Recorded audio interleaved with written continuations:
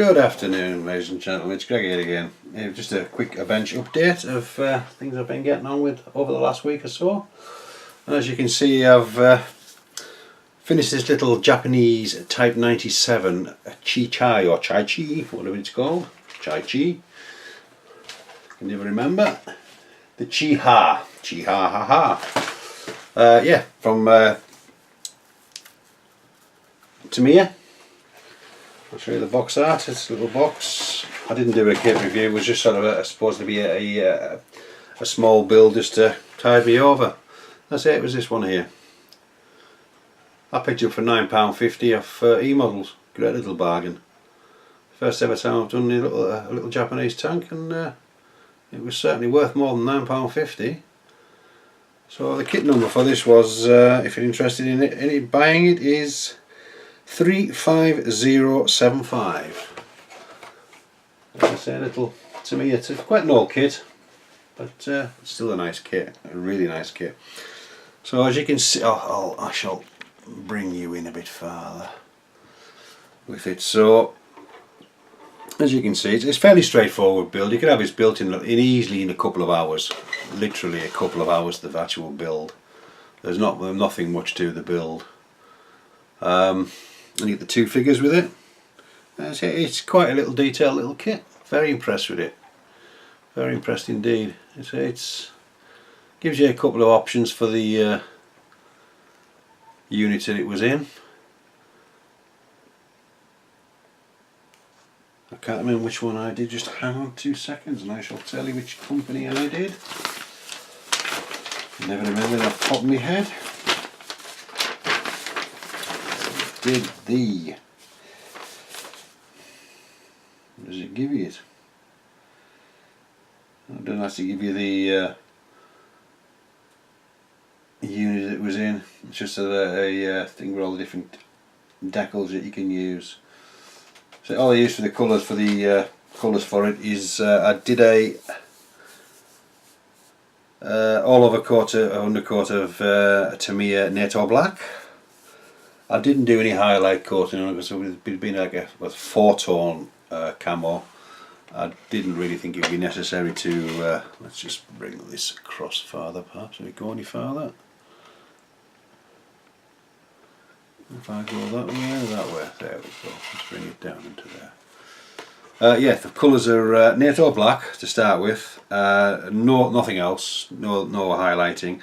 And then what I did, I give it an overall coat of khaki, which is XF. I can never remember khaki. Where's khaki? XF49, which is the khaki, which I used. There we are. Can you see that? XF49. I give it an overall coat of that to start with, and then I used the putty that I use is the let me get organised as normal, Mr. Riley. I don't think so. It's the Clever putty. This is very similar to Panzer putty, but a lot cheaper, and it works just as well. And there's no difference in it at all. So what I did then is I masked off, because I said the khaki was then, I masked everything off that I wanted to keep khaki, and then I sprayed it NATO green, excuse me, and then I let that dry again, and I kept the masking on the khaki to start with, and then I masked it again all over the green when it was dry, and then I sprayed it red brown, which was Tamiya red brown, which is there again. Where the hell have I put it this time? It's NATO brown, red brown. Where are you, red brown? There we go. Which is XF64. Is that red brown? There it is. XF64. So, and then that was all the camouflage colour. The three colours that I wanted to start with.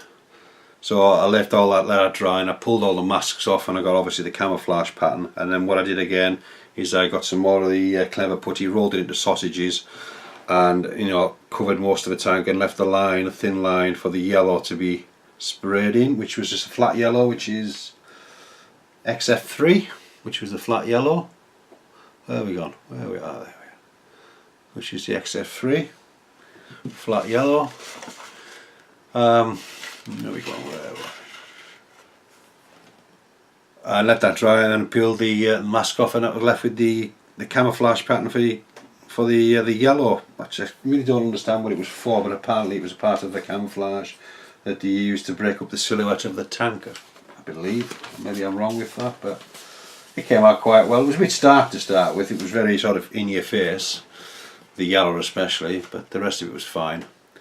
Then I just started using some weathering products. I started off, when I first got it, I give it a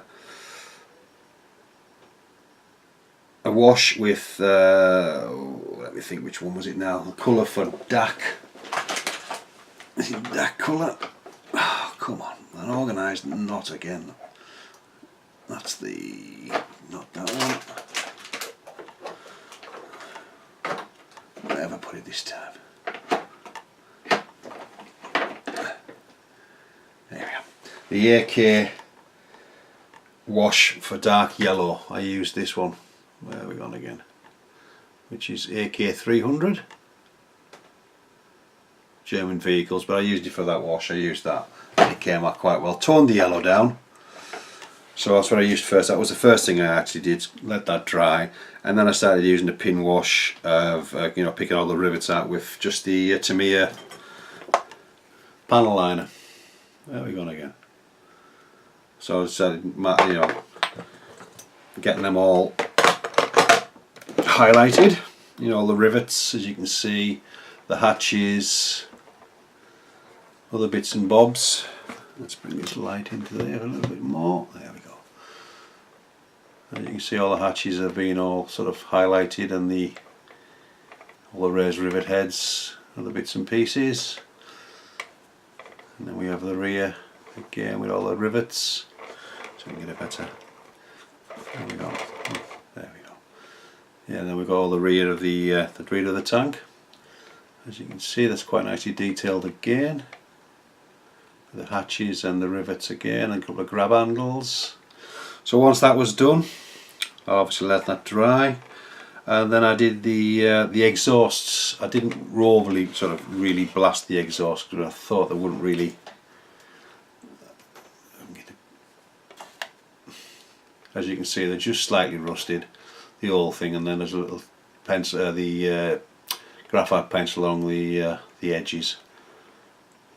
But you can see into the actual, there we go, see into the actual thing. They're quite rusted in there more than anything else, just on the outside. Didn't really rust them that well. And then we have the little tow cable, which came out quite nice. And at the back it may be help just to pick out the red, green and orange for the lights at the back. Just a second, I'll back in 2 seconds, chaps. Sorry about that, chaps. I've daughters, pain in the bum at times. Yeah, so I said just didn't heavily rust them too much. I think it's just enough, really. Let me lift this light a bit further here. There we go. I'll bring them more into there. As you can see,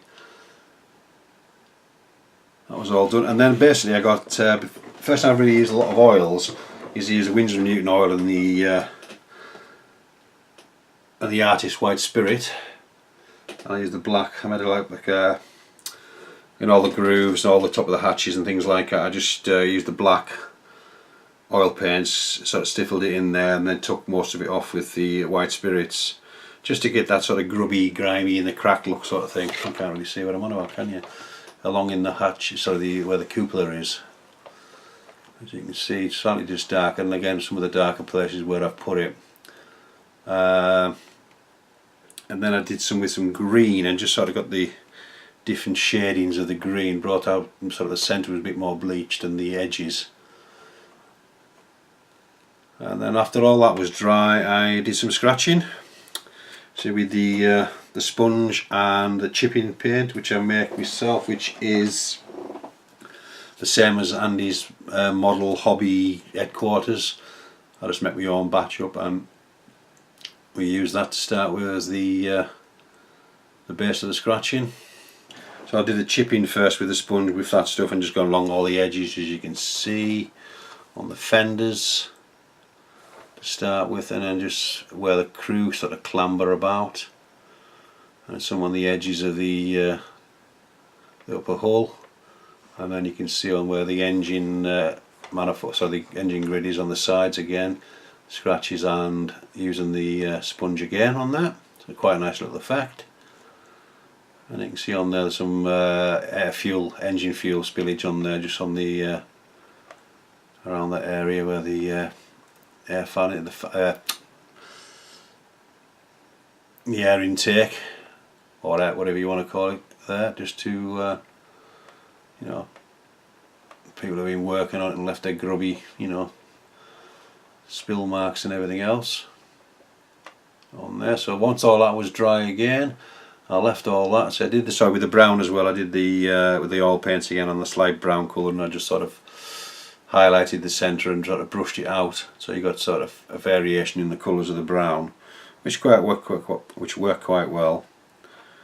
And then that was left to dry as well. Oil paints take quite a while to do, so I left that overnight, and then I started on with the pigments.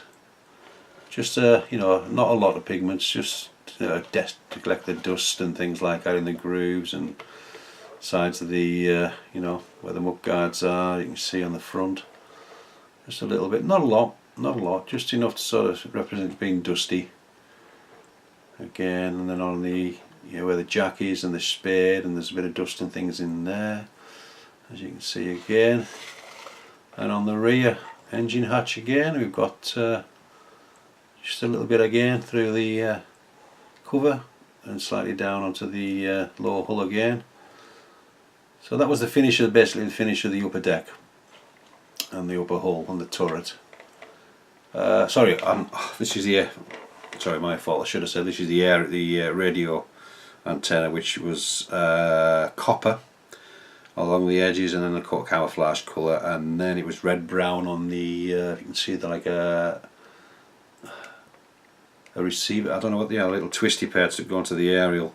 So I weathered them again slightly, just to, because it was a bit bright, the copper, just weathered that slightly again. And then I moved downstairs, as they say, to the lower hull.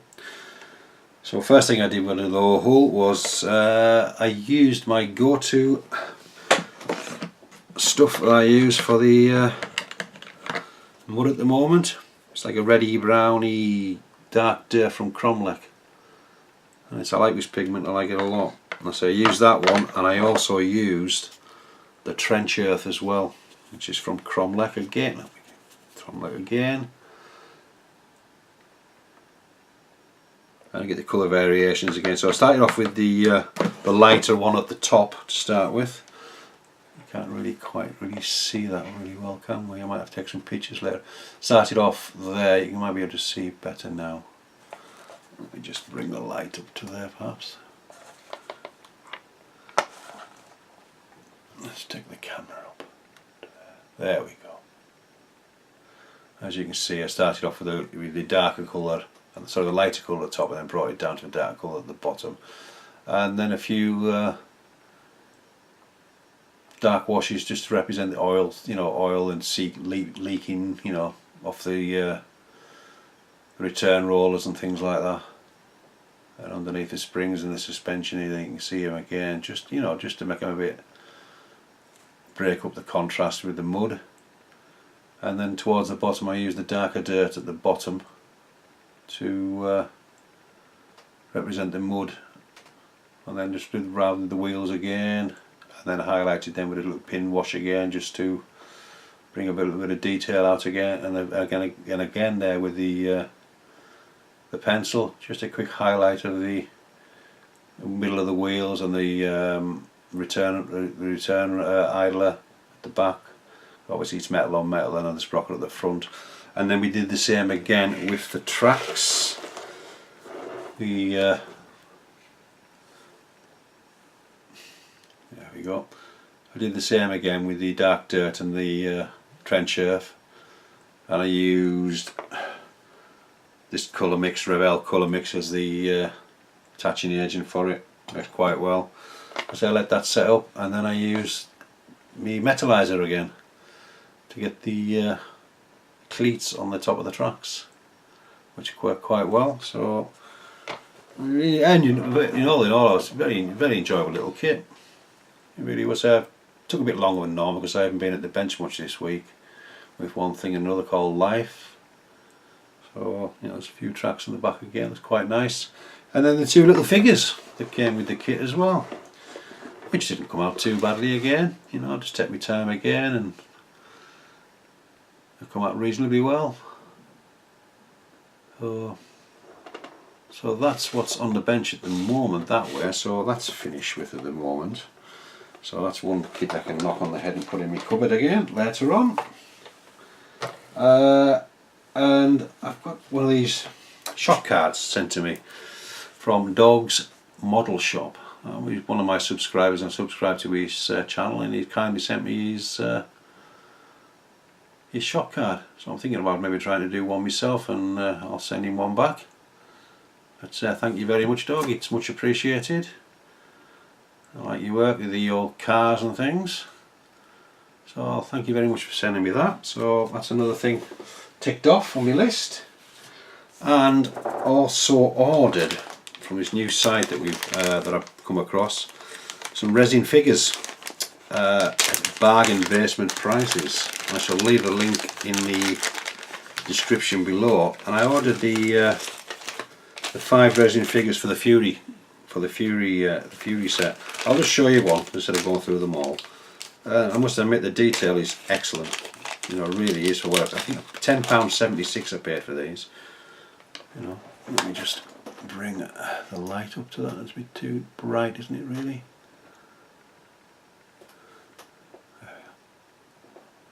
And you can see the detail is excellent. Let's need a bit of a clean up. The detail is excellent. I've never done many resin figures. In fact, I haven't done any resin figures. So that's just one of the torsos. I'll just show you another torso. But for £10.76, you can't go wrong.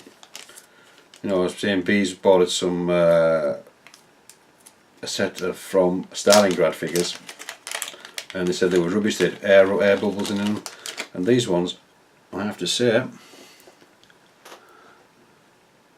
again, superb. See the folds, the neat folds in the actual, the jackets and the trousers, and and the heads. They do actually look like their characters. They really do. Let me just find the head off this one. As you can see, the head.